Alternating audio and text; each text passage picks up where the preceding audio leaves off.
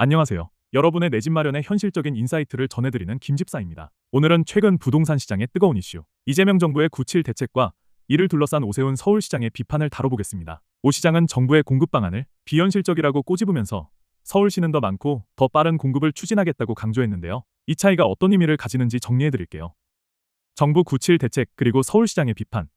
정부는 2030년까지 수도권에 매년 27만 가구 착공, 총 135만 가구 공급을 목표로 발표했습니다. 하지만 오 시장은 공공주도의 공급은 속도가 너무 느리다며 현실성이 없다고 지적했습니다. 최근 20년간 서울주택 공급의 88%는 민간, SH공사 10%, LH 2%에 불과했다는 수치를 들어 근거를 제시했죠. 또한 강남 3구 등 핵심 지역 공급 방안이 빠져있다는 점도 비판의 핵심이었습니다. 오세훈 시장에 대한 더 빠른 재개발 재건축.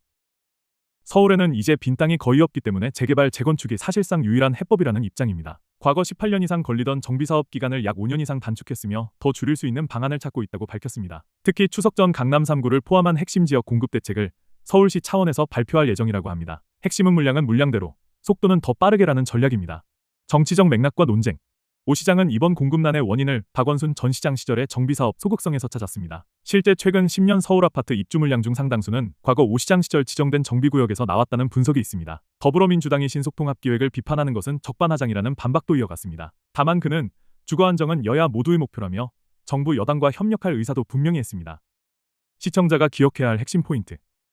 먼저 이번 논쟁의 가장 큰 차이는 정부와 서울시의 접근 방식입니다. 정부는 공공이 주도해 주택을 공급하겠다는 입장이고 서울시는 민간이 주도해야 속도가 난다고 주장합니다. 즉 같은 공급 확대라도 실행 주체와 방식에서 뚜렷한 차이가 있다는 점을 기억해야 합니다. 또 하나 중요한 부분은 공급 속도입니다. 공공주도의 공급은 계획과 절차가 많아 시간이 오래 걸릴 수밖에 없습니다. 반대로 민간 재개발 재건축은 규제를 완화하면 상대적으로 빠르게 진행될 수 있다는 것이 서울시의 논리입니다. 마지막으로 살펴봐야 할 점은 어디에 공급하느냐입니다. 정부 대책은 수도권 전반에 공급 물량을 배치했지만 정작 사람들이 가장 선호하는 강남 3구 같은 핵심 지역은 빠져 있습니다. 서울시는 바로 이 지역들을 포함한 공급책을 내놓겠다고 강조하고 있습니다. 내 집 마련 전략에 주는 의미.